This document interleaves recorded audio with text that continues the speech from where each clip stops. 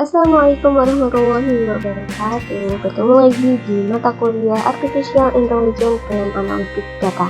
Nah, hari ini kita akan belajar tentang Python. Python ini bukan hewan liar ya, ataupun hewan atau ular Python. Tapi Python ini adalah salah satu bahasa pemrograman.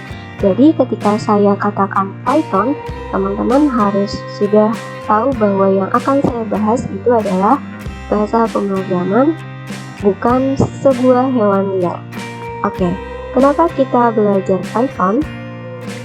Kita belajar Python pertama karena bahasa ini adalah bahasa yang mudah dimengerti, bahasa pemrograman yang mudah dimengerti sekalipun untuk orang yang belum pernah belajar programming atau tidak punya basic computer science sekalipun. Jadi sangat mudah dimengerti. Kedua, tentu ini yang paling kita tunggu-tunggu ya, yaitu free alias gratis. Jadi kalau teman-teman tahu bahasa pemrograman yang lain itu ada software atau instalasi yang berbayar, sementara Python ini kita bisa lakukan secara gratis.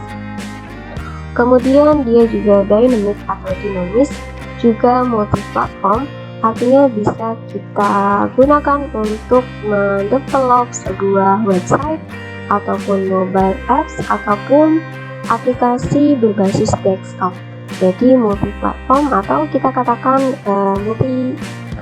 multi-talent gitu ya kalau manusia. Jadi serba bisa untuk mendevelop atau membangun sebuah website, bisa untuk membangun sebuah aplikasi mobile ataupun aplikasi yang berbasis desktop yang bisa kita install di desktop.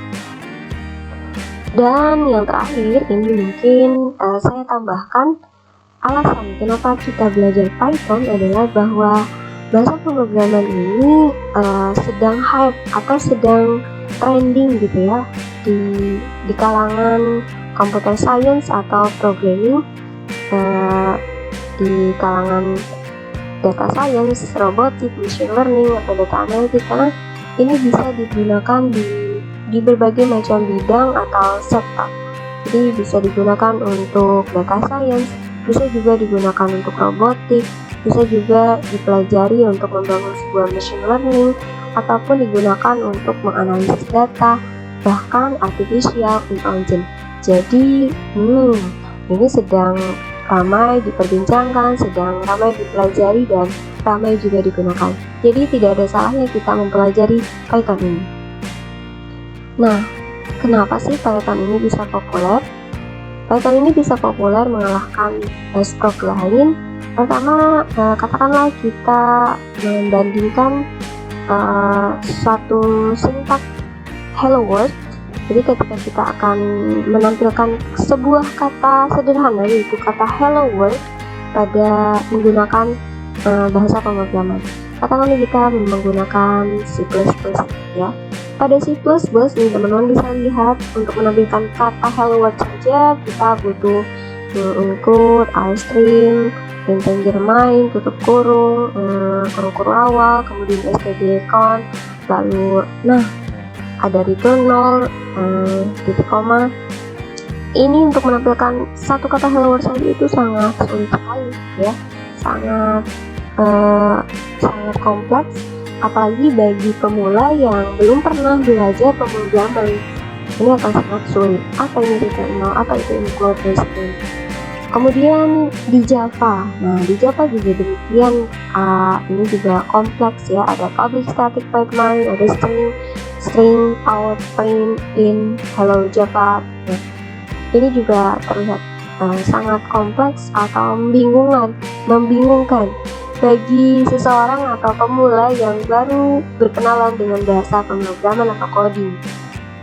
Nah, kita bandingkan dengan Python, teman-teman. Ketika akan memprint atau menampilkan sebuah kata, ini cukup print saja, kemudian kasih tanda kurung, kemudian kasih kutipan gitu ya, tanda kutip, kemudian kasih tulisannya apa. Cukup seperti ini saja kita sudah bisa menampilkan kata hello world. Jadi inilah alasan mengapa Python populer tadi terkait dengan kemudahannya, ketidakribetannya, ketidakkompleks. aneh dan gampang dipelajari oleh segala bidang, meskipun misalnya basicnya bukan dari komputer science. Nah, siapa sih penemu Python ini? Nah, penemu Python ini namanya Guido van Rossum.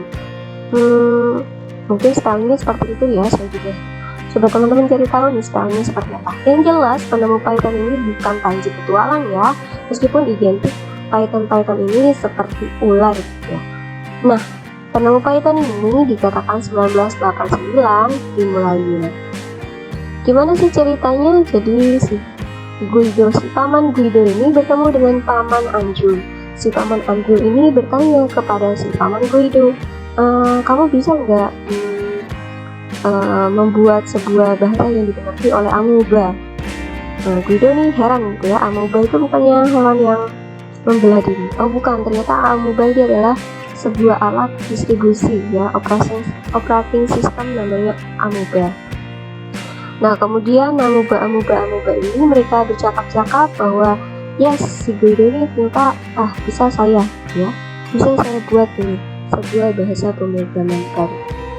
Nah, kemudian kenapa sih si Paman Andrew ini memintanya si Guido van ya, bukan meminta yang lain? Karena si Paman Andrew ini sudah percaya dengan Paman Guido van untuk membuat sebuah bahasa pemrograman, karena dia juga sudah punya basic yaitu ABC Modula Plus. Nah, perkembangan Python ini sangat panjang gitu ya, sampai sekarang ini versinya itu versi 3.10. Nah, tapi sebelum mencapai versi yang sekarang itu perkembangannya dimulai dari versi 1 tentunya pada tahun 94. Nah, tahun 94 ini teman-teman usia berapa nih, atau belum lahir ya? Pada tahun 94 Januari ini terbentuk Python 1. Nah, kemudian berkembang dengan menambahkan beberapa variabel, ada yang di-upgrade library-nya, sampai saat ini ada berkembang sampai Python 3. Nah, yang akan kita pelajari ini Python 3 ya teman-teman. Apa sih yang kita butuhkan untuk mempelajari Python? Kita butuh software apa sih? Itu kan kira-kira pertanyaan yang sering teman-teman lontarkan. Softwarenya kira-kira berat enggak ya? Kira-kira laptop saya ini kompatibel enggak ya RAM-nya dengan software yang akan diinstal untuk belajar Python? Nah, tenang teman-teman, ini ada dua opsi yang bisa kalian gunakan. Pertama, opsi online, dan kedua, opsi offline. Nah, untuk opsi online-nya ini ringan sekali teman-teman, tidak perlu install apapun, tidak perlu menambahkan software apapun di laptop kalian. Kalian hanya cukup menuju ke alamat ini, namanya Google Colab. Ini diakses secara online. Kalian hanya butuh tentunya butuh koneksi internet gitu ya, colab.research.google.com. Nah, di sini kita bisa menggunakan bahasa Python ya, dan ini free.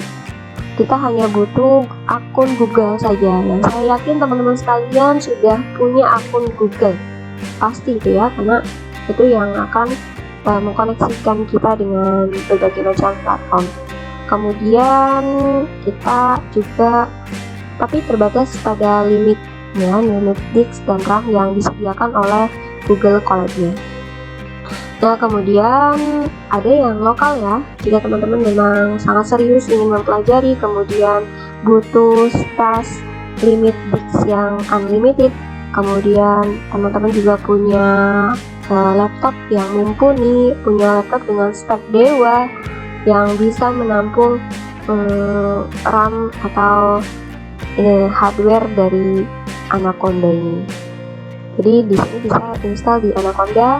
Ini offline, jadi tidak membutuhkan koneksi internet saat memakainya, tapi dia butuh instalasi. Jadi harus diinstal terlebih dahulu di laptop kita atau komputer kita. Tidak ada batasan memorinya, karena batasan memori atau RAM-nya itu tergantung pada hardware yang kita punya, tergantung pada laptop yang teman-teman miliki. Nah, itu saja yang kita bahas ya. Nanti selanjutnya kita akan langsung implementasikan aja ya, bagaimana sih cara menggunakan Google Colab ini, kemudian kita gunakan untuk mempelajari Python.